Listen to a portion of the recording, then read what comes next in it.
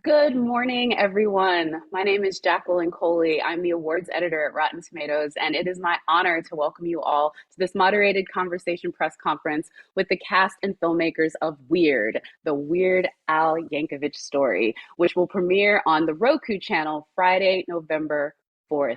Stream the Roku channel for free on Roku devices, the web, iOS, and Android devices, Amazon Fire TV, and select Samsung TVs. I want to remind everyone no subscription is required. So, without further ado, please allow me to introduce today our cast and filmmakers. First, we have writer director Eric Appel.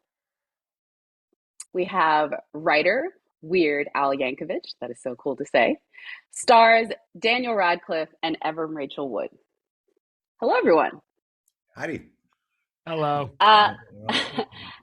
I feel weird in the sense that I've already done it. I've tried not to say this as much as possible, but I feel strange starting with you, Eric. But in a way, I feel you have to, because you have to start a little bit as a Weird Al super fan to then pitch it and say, hey, let's co-write this together. So talk about that process. First of all, just the reach out, and then also sitting down and doing the script together and how that came to be. Yeah, so this whole project started as a fake movie trailer that we made, over a decade ago for Funny or Die, and I had this idea to do a, all these biopics play so fast and loose with the facts. I wanted to, and traditionally the subject of the biopic has been dead for 20 years, so it's a little harder to fact check. So I was like, it'll be really funny. Like, I think it would be great to do a fake biopic trailer about a person who is alive now, and then just completely make the story up. So I had never met Al before.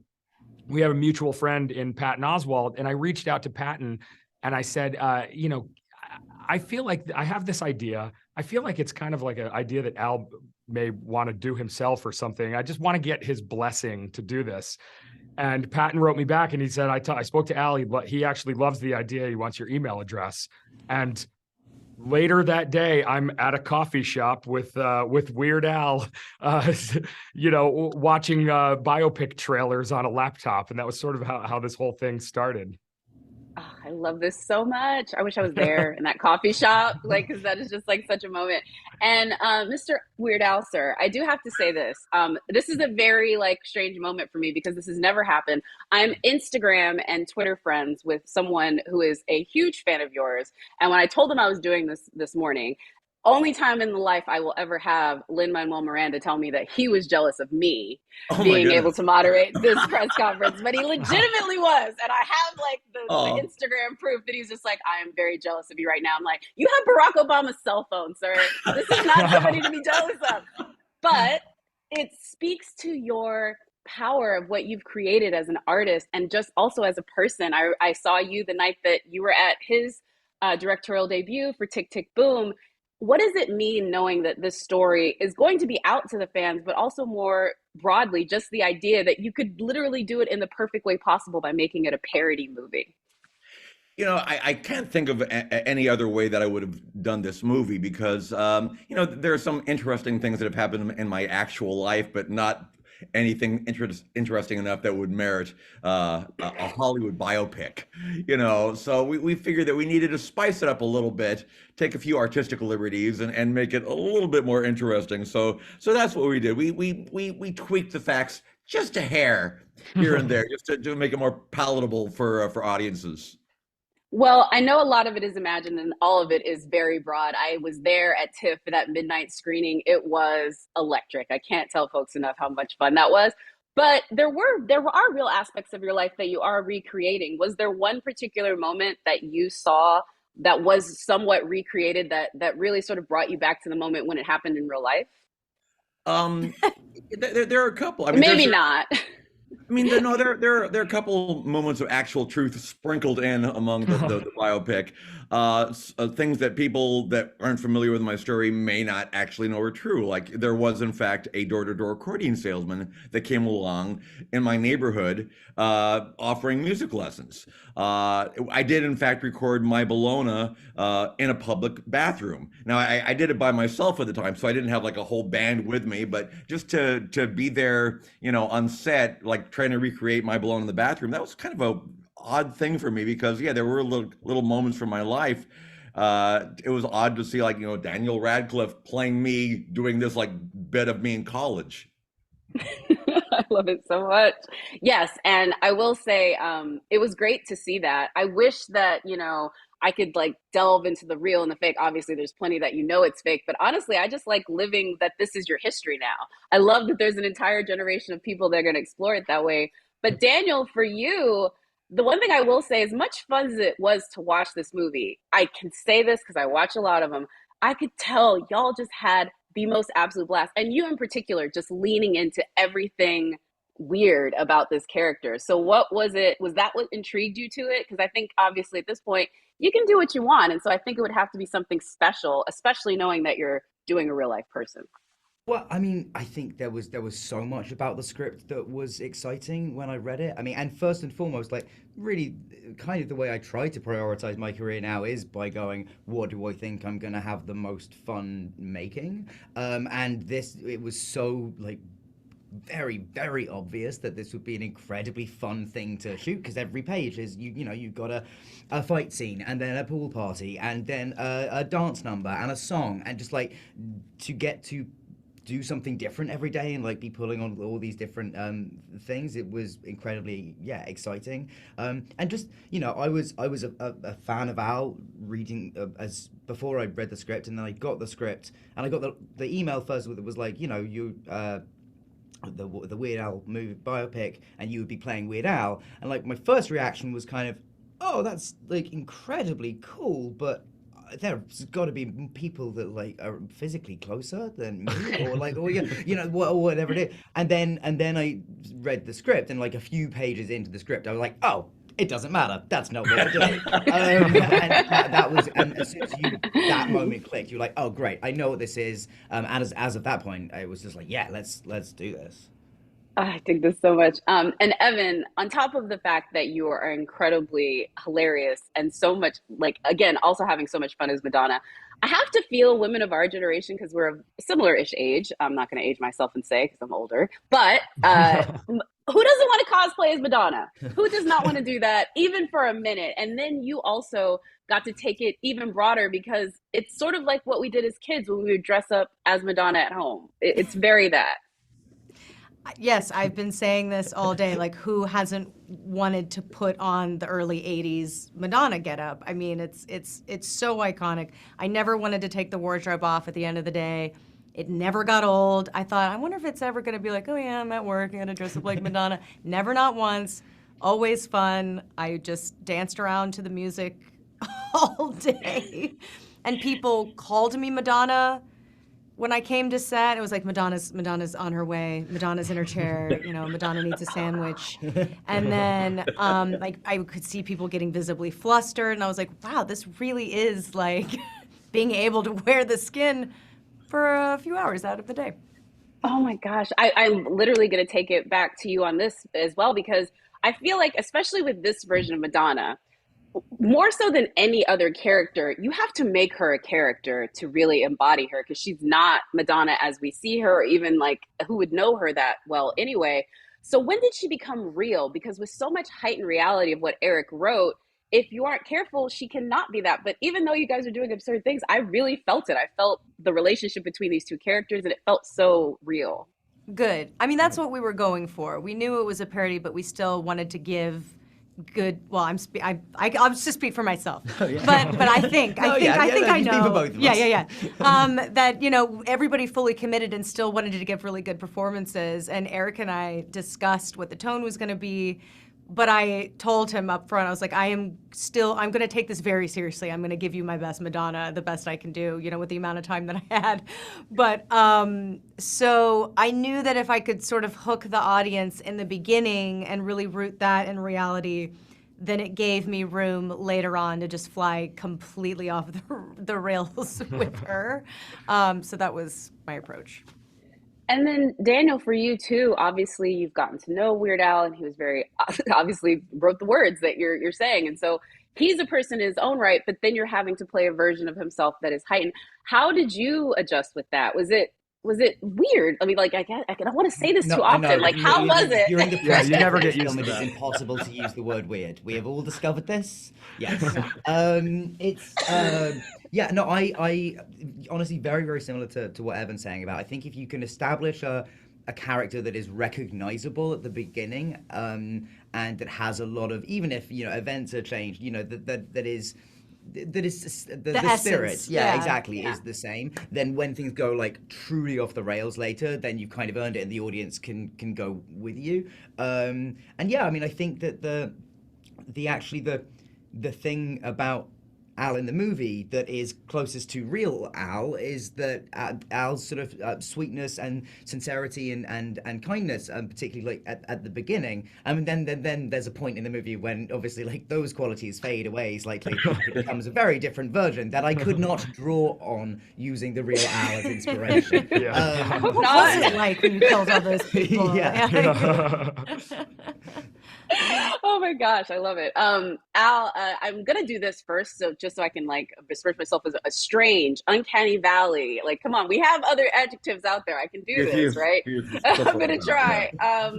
But I will say, writing a parody film, was it flexing the same muscles, or were these totally different muscles that you and Eric sort of worked out together as you were writing this? What was your guide for this to make it feel? It is a Weird Al parody, so it has to feel that way, even though it's a film. Well, I like to think the comic sensibility is the same. I mean, the sense of humor is the same at writing a parody song as opposed to writing a movie, but they're, very different media. And, there's a story, there's an arc, there's characters, there's a lot of things beyond what you would normally have to flex while writing a song. So there's a lot going on there. And thankfully, Eric is the greatest writing partner in the world. We had such a blast writing the script. I mean, it was really, writing is usually my least favorite part of my job description. But it was so fun writing with Eric. I mean, Eric remembers as soon as we finished writing the script, I was like, let's write another one right away. And then he's like, let's tell this one first, Oh, I dig this. So there's a sequel? I'm just kidding. I'm like Roku's like, this might be the first biopic with a sequel. I think. Yeah. But that is a really that would be amazing. This could. I mean, I'm feeling this. Eric, I do have to say this because you obviously had a runway with this before Al got involved. Were there things before you guys actually started the process of writing the screenplay that you knew you wanted to highlight in this, or did you really start with the blank page and say, hey, what beats do we want to have this? What was sort of that where you're deciding which parts of his legacy as a musician and the things that he did were going to be featured here? Yeah, well, working off that trailer, at first we were trying to just like reverse engineer a movie, starting with a fake trailer that was made 10 years earlier. And then we veered away from that. And really, we were really open, and we kind of, the story just took us to different places. And, obviously we had the songs that we wanted to highlight, the Dr. Demento relationship. But the way that we portray those things, is not actually the way that they happen. I was saying, like, I think I'm the first director in the history of biopics who had to do absolutely no research about my subject. Oh, wow. Because we're like, let's get creative with it. I mean, I obviously, as a fan, I knew a lot about Al going into it, but yeah, we just had the freedom to like see where the story took us, and we wanted to like highlight, the tropes and the story beats that you'd see in a traditional biopic, but take those in surprising directions, so this didn't feel just like a direct parody of a specific biopic, but more like a satire of like an entire genre that's full of surprises. Yeah, and I think Daniel and obviously Evan, you too, when you're looking at other actors' body of work to be like, okay, this is a parody. I'm at least gonna. This is a movie where, like, really, maybe Dewey Cox. This is a totally different version of even that, as my dog decides to make his presence known. Uh, but I would ask you, so when you were sort of going about this particular performance, what were the things that you wanted to make sure that you did do? Was it the organ playing? Was it the performance aspect? What parts of sort of becoming Weird Al were the things that you really had to approach with that? Or did you just say, hey, let's have fun with it? I mean, I think on the on a shoot that was this quick, there was a huge amount of my preparation was honestly like learning the fight choreography, learning the dance choreography, and like doing the stuff with the band. And so like that was a lot of the actual prep and rehearsal with those things, so that we wouldn't be losing time for them on the day when it came to it. But yeah, other than that, I think there's a certain amount that you sort of learn by osmosis and just by being around Al. But and particularly in the second half, you definitely have the what the film is and the structure of it gives you total license to just kind of go like, okay, how far can we push this and how crazy can things get? Exactly. I will say this, Evan. I'm just gonna go ahead and say it. You're playing a sociopath version of Madonna in so many Yeah. ways. There's no other way of saying it. Yeah. But and this is what's weird as someone familiar with filmography.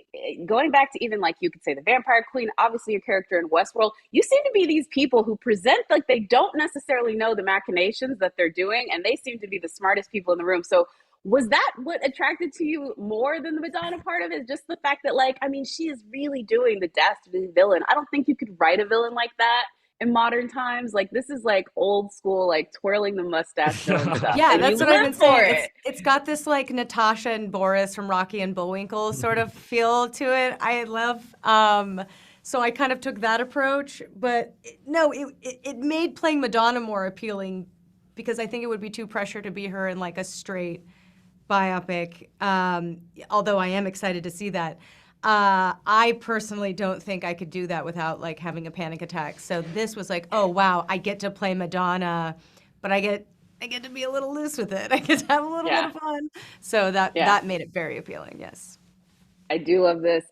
Weird Al, we're going to get to do a little bit of this because you're going to get to talk obviously a lot about this film, but you're also going to get to talk to folks about the moments that these songs that are part of the movie came to be and the inspiration behind them and all of that sort of stuff.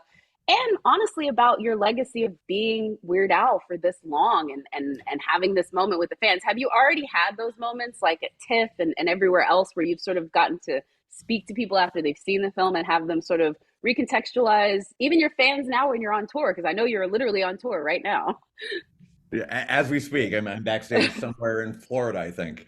No, it's amazing to hear from the fans and to hear their reactions to the movie. And the thing with this particular movie, and we knew this going in, anytime you do this kind of a parody or do something with irony, there's always going to be a small percentage of people that believe it. No matter how ridiculous, outlandish it is, there's going to be a small percentage of people that go, "Oh, I guess that's the way it really happened. This is canon now."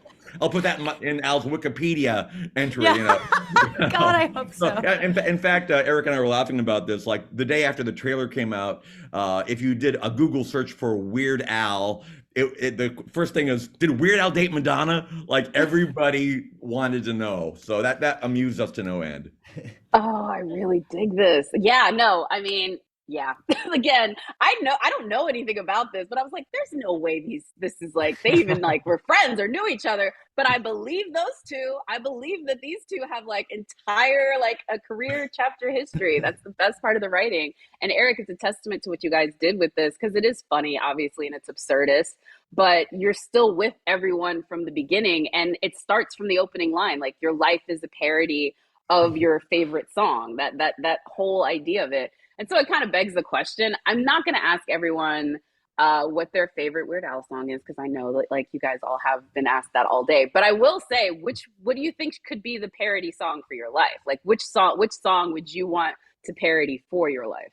Ooh. I'll start with you, Eric, since you were the Oh, director no. on set. You gotta go first. Sorry, sir. You're the one. You're the one. Clarification question. Yeah. Is this a song that already exists that we will use as a parody of our life? Yeah. Okay. Yeah, I Okay. think Oh wait, so. I'm guessing that that's like the basically the idea is like your life is like a parody of your favorite song. So what's your favorite song? Okay, right. Yeah, and how would that favorite song parody your life? So it needs to be a favorite song that feels like your life. oof! Don't make me All go. right. I can't go first. You cannot go first. Oh man. I think mine would be "Hit 'Em Up" style with Blue Ivy though, just to go shopping and for revenge. I'm slightly petty. Any song about petty, that's like the thing I don't like to tell people. That's my moon sign. I'm not. I'm a nice person most of the time. But if you cross me, I will get petty. And that's where I feel like I'm like any petty revenge song, Carrie Underwood, if he cheats, let me get caught in a series of revenge. That's what I would do.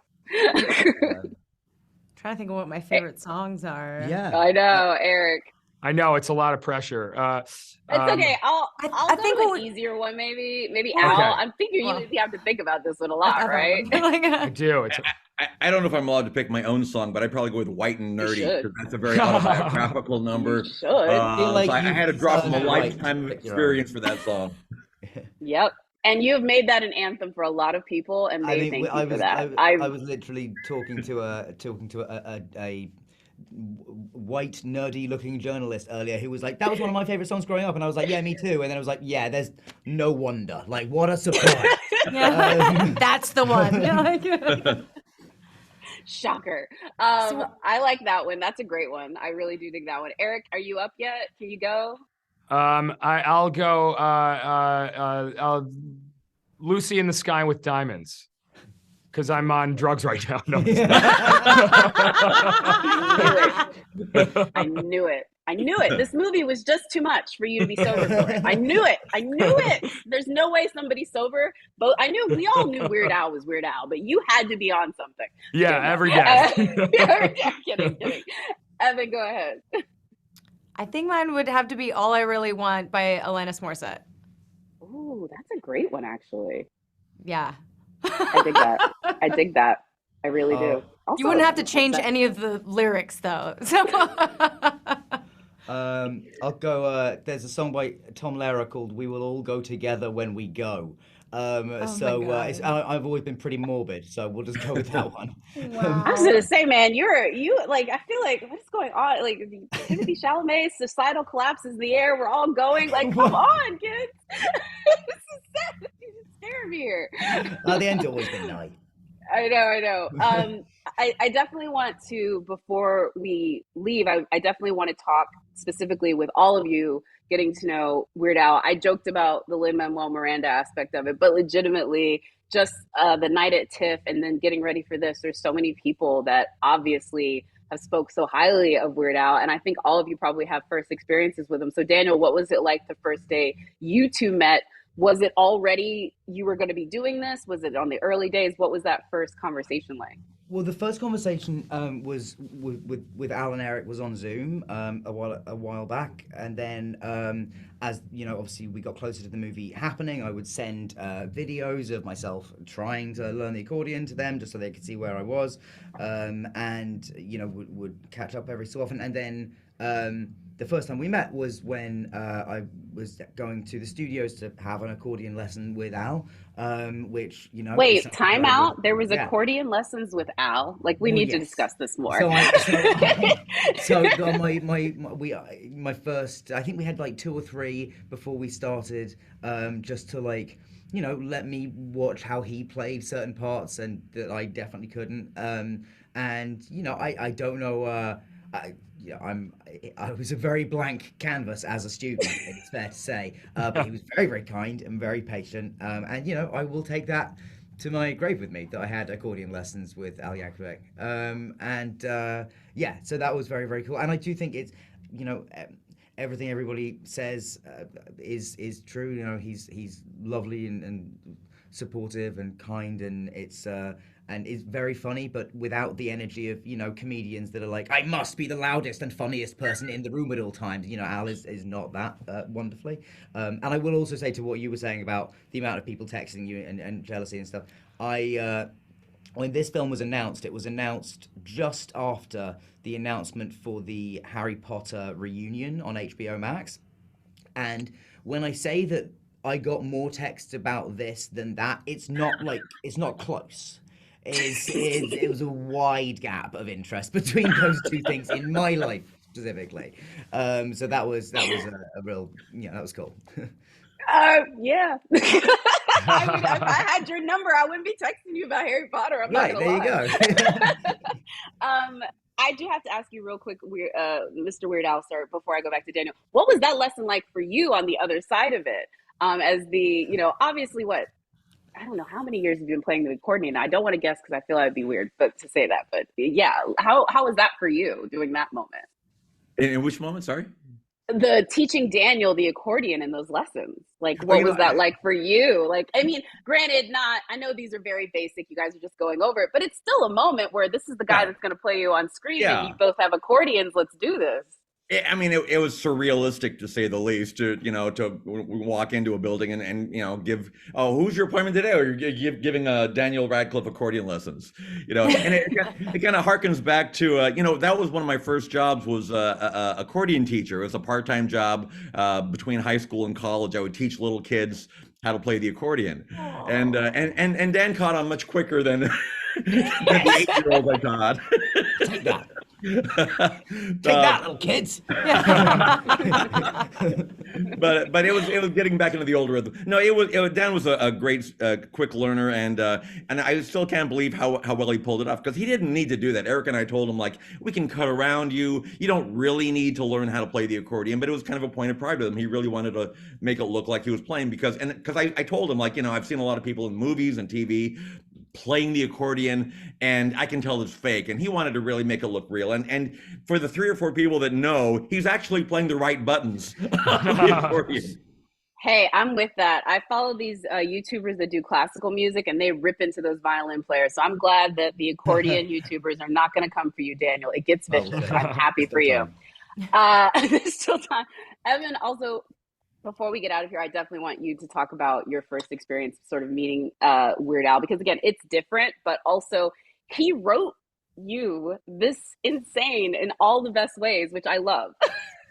It's funny. I don't think I knew that he was going to be on set my first day. And so Daniel was dressed up like Weird Al, but then I was seeing this other Al, like out of the corner of my eye, like kind of up, like, and I was like, is Al here? They're like, yeah, man, he's here every day. And I was like, oh my God. Like, I had no idea this was happening. And so it was surreal because I was dressed like Madonna, and I had just gotten through watching the interview that he edited with another interview with Madonna. And so it was like this meta weird thing that was happening between the two of us. But it was great because after the end of the day, he came up to me after we had finished our scenes and just said how great it was and how well everything was playing. And that was just like the best feeling, to know that he was there and he was, loving everything that he was seeing. And it kind of like also, was just very reassuring that we were doing a good job. And then I actually took my child to see him in concert, and it was my kid's first concert. So I'm just like keeping it going. That was his first concert. That's really was cool. Weird Al, That's awesome. which seemed very appropriate. Oh, I dig this so much. Eric, I want to take it to you really quickly. And because we only have about a minute left.